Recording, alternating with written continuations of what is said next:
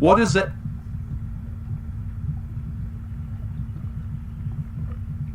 Engine block and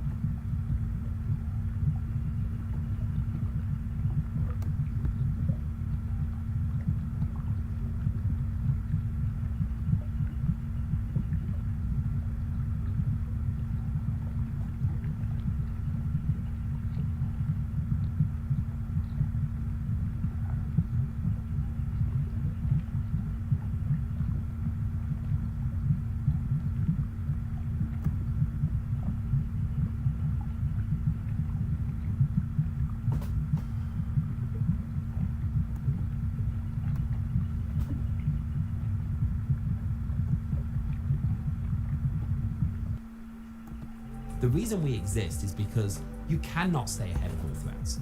So what we do is we block by default.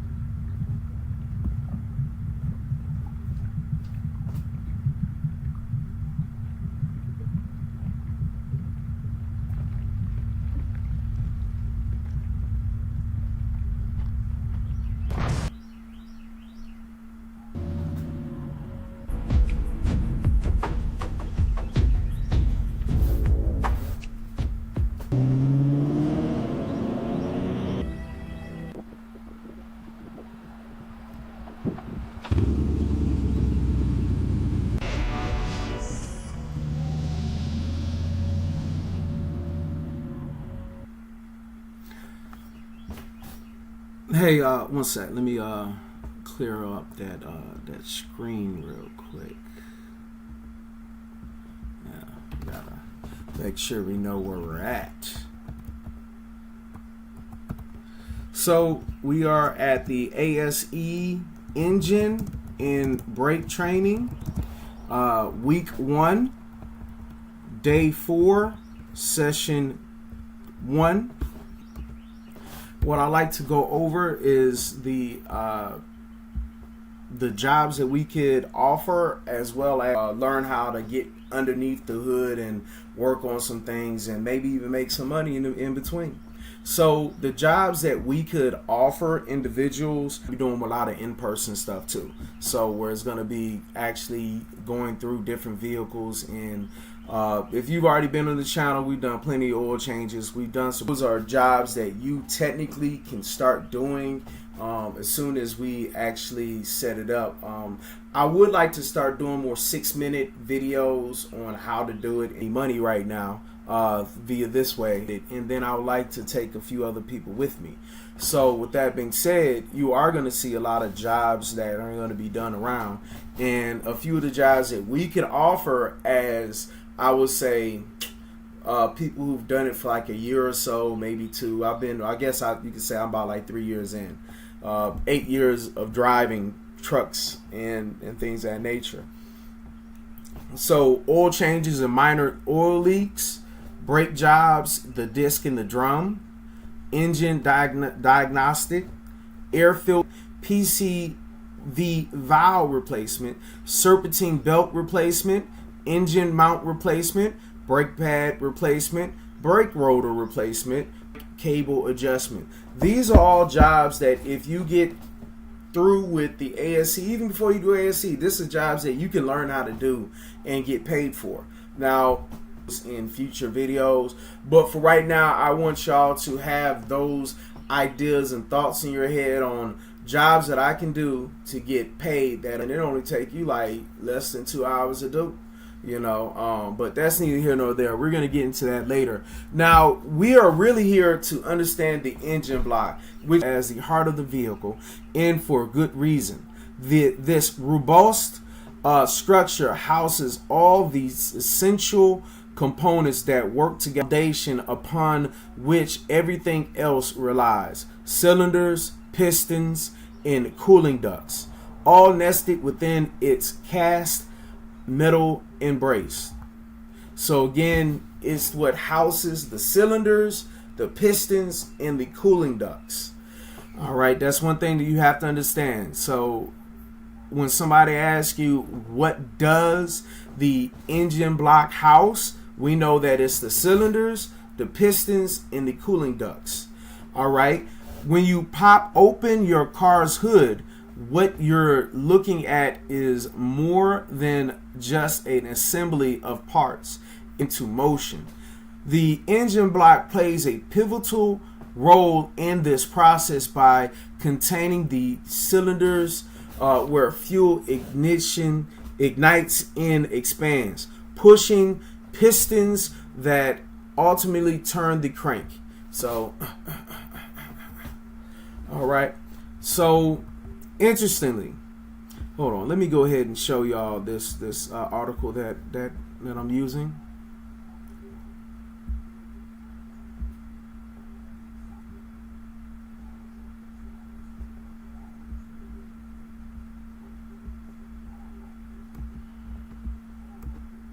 And see it a little that way. Going back up here, just to reflect on what article we're reading. We're reading the OREATE AI blog, the Oritia.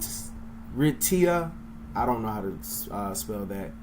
Oriate AI blog, which is essentially understanding the engine block. So yeah, interestingly, not all engine blocks are created equal. They can be made from various materials like iron or aluminum, each chosen for specific performance characteristics such as weight reduction or heat dissipation. For instance, aluminum blocks are lighter and help improve overall more careful handling compared to their heavier iron counterparts. So over time, wear and tear can take line, sometimes necessitating costly replacements or repair. Regular maintenance checks are crucial, ensuring many mechanical failures. As vehicles evolve with technology advancement like electric engines gaining popularity, understanding traditional components like the engine block remains vital for enthusiasts and everyday drivers alike. It's fascinating how these foundational elements can automotive engineering. Okay, so let's go ahead and get back.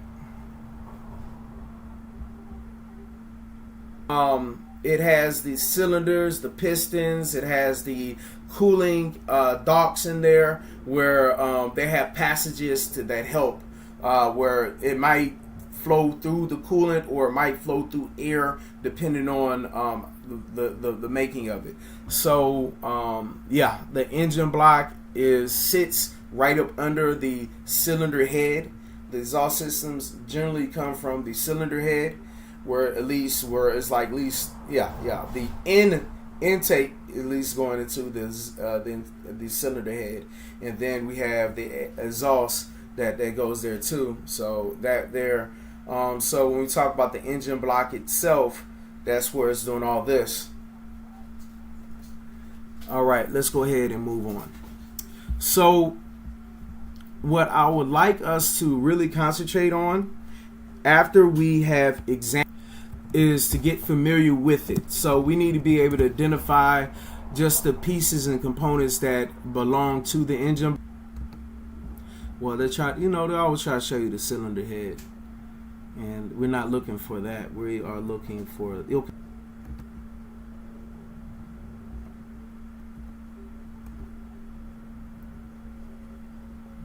we're not here to read all this. The only thing we're here for cylinder block. I really do. Right where you see those little, where the bolts go, these are the head studs. Then so then we have the cooling passages, and then we have a cylinder I guess you could say circle opening right there for the camshaft. And then we have the engine block for the most part. So so this is probably where they got that's one thing that you should always be aware of. So what I like to do is just read through a few of these things because it is interesting and it's good to learn. So number one takes place.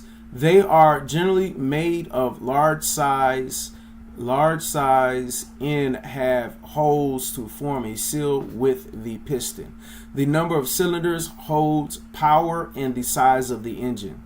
Then they say the oil passages and galleys that they're not even talking about as far as the passages. These are essential components of the cylinder block for lubrication purposes. These provide oil to reach the cylinder. In the deck, it didn't say deck on there. This is the top surface of the block where the end of crankcase. This component houses the crankshaft and is found under the modern engine block. So whereas like right up under the engine, this is the engine block itself, but this is like right up under it. So head studs. These are typically manufactured for a round rod of alloy steel. Threads are applied at both ends. This allows a tighter fit in the block, which prevents the stud from loosening when the stud nut is removed. So I'm gonna say like this: like if you're looking for F-350s that are very inexpensive and they're great if they get up, but man, it's hard work getting them up because of the ARP head studs that are needed. And in a sense that's the reason why You know, you got to bulletproof them. They didn't make them big enough, apparently. And then, so we got to take out the original head studs and put the ARP head studs in to bulletproof it. And that's one of the major bulletproofing components to make it sure it is. So then we have the core plugs. A core plug is a cap of the engine block at the end of the coolant passage, which is used to prevent leakage of water or coolant from the engine. Water pump mounting. A water pump is provided on the side of the cylinder block and housing coupled with a coolant casing. And then we have the oil filter. It is typically located either on the flank or under the engine block. There is an oil filter that keeps as many contaminants out of the lubricant that circulates the engine. All right, so whenever you're looking for the oil filter, generally speaking, just like it said, it's either going to be on the flank, which is going to be like a side, or is either going to be underneath the engine. So that's, yeah. And after that, if you would like to read more on this, you can. We already know about the the types of cylinders. So with the V engine, this course is a V shape where we have the pistons, where it's 8 pistons total, 4 on each side. So we have the camshaft housing that is in the middle, and then right under the middle, right under that, we have the crankshaft housing, which is like the crankshaft casing, I guess you can say. Then we have block mounts to the side. We have water plugs, and then we have cylinder bores, which is just the cylinder, the size of the cylinder. And then the cylinder walls as the deck surface, which is just referring to the very top of the what houses the cast that houses the pistons and the cylinder. And then as we noticed earlier, where it might in there where it's multiple holes, where it's like 3, it's 4 right here, 4 there, and then total is probably like 20 something. It's probably 20 something, because right there I'm looking at 4 times 6, 24, so it's like 30. It's around 30 something little holes just on this one deck right here. And then on top, of course, we know we have a bunch of the. All right, so that is how the V shape looks. Now we have the I, or the inline cylinder. This is more of an old school thing. New school, we normally go with V's. We normally don't go with the I's, but we do still have some I's out there. The inline cylinder, just taking a look at the shape and how it looks, we have the block mounting to the side, which are just really referring to the mounting where you can screw them together to whatever. Then we have the crankshaft housing, which goes on the very bottom. It's on the bottom of the engine, and it's a circular cylinder that goes through, and it houses the crankshaft.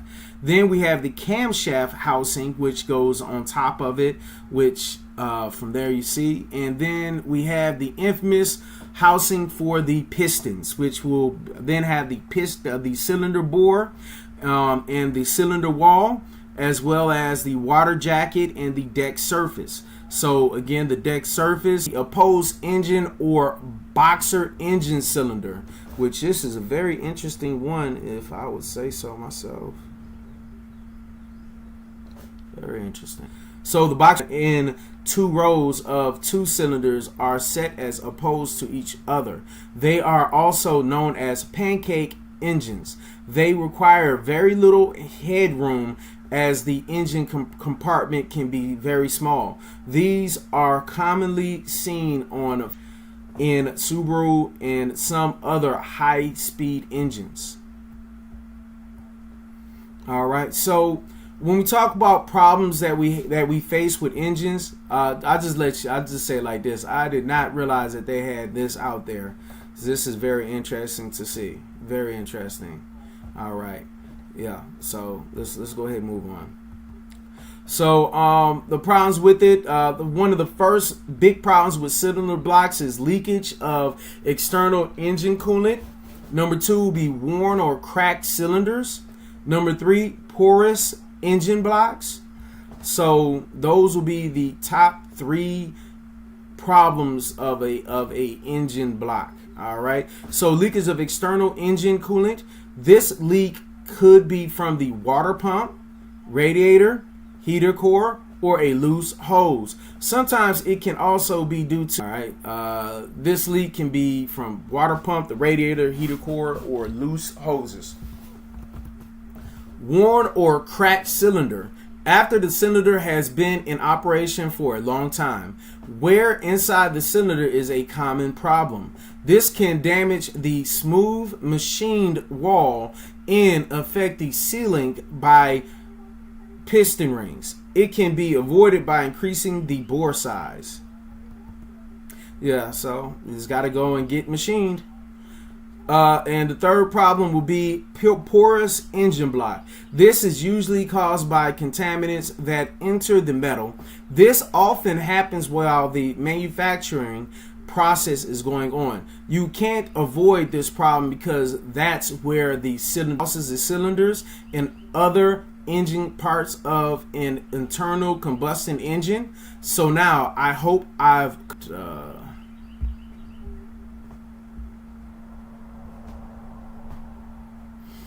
so let's get back to it. So diagnosis and repairing, right now we know that there's 3 different types of give you the image.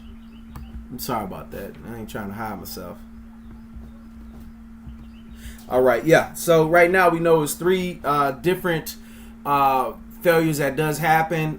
Leaks, and then when the bore are not big enough, a lot of times you got to go and machine it, and then resurfacing. This basis cracks, leaks, and porous engine block.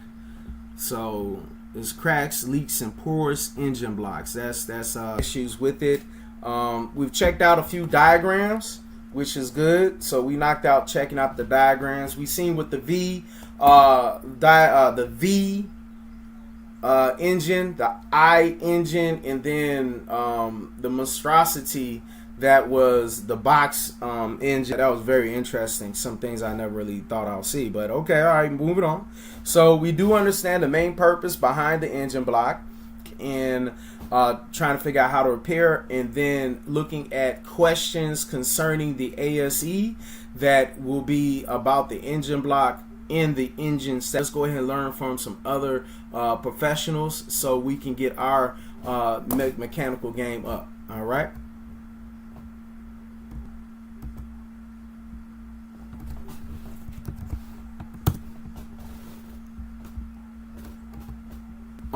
Engine logics. All right, just you can always look up engine logics, and once you look up engine logics, just go to the playlist,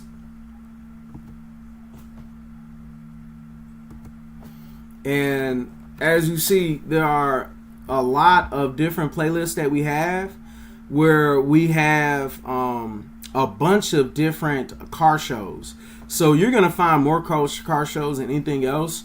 So that's one thing that you like to learn. Pool flatbed training. If you are looking to become a flatbedder, I have experience in flatbedding. I'll be able to teach whoever how to flatbed and everything like that. Same time, that's not what I really want to do. I do miss the curtain-side flatbed.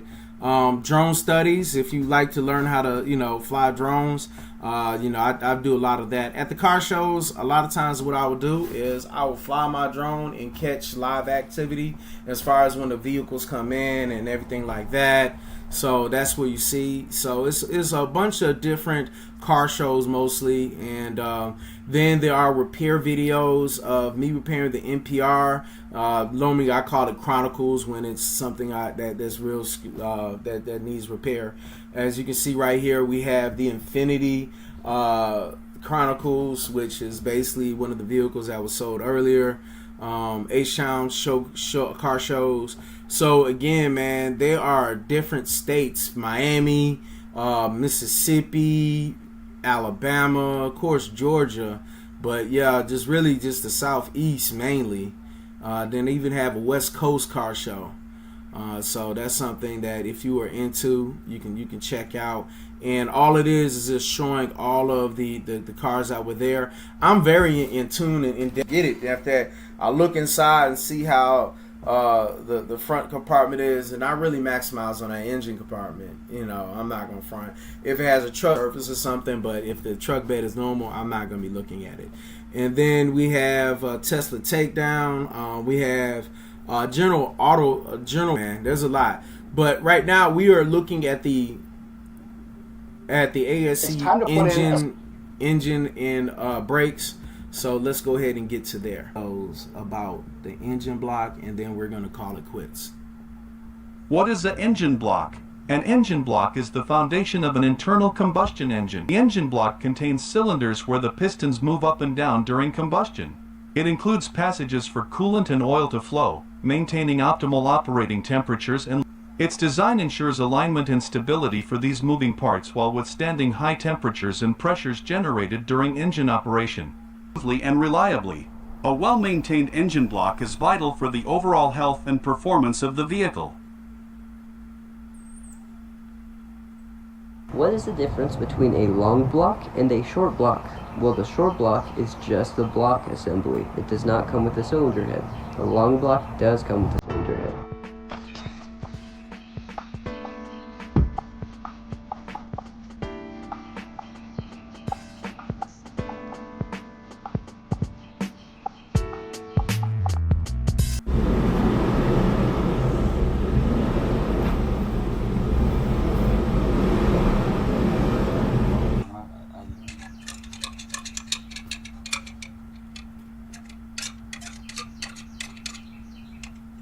Question I get asked all the time: what's the difference between a short block and a long block?